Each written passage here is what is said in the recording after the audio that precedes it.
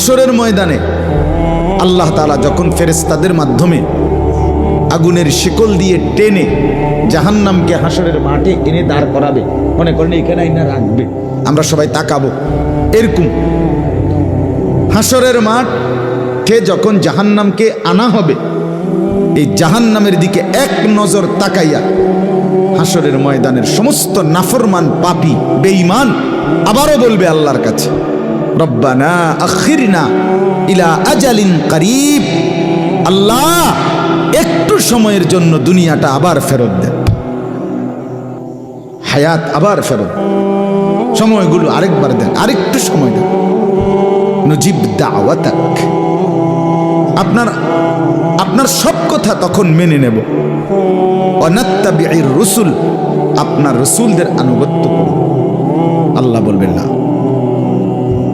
না বান্দা, এখান থেকে কাউকে আর ফেরত দেওয়া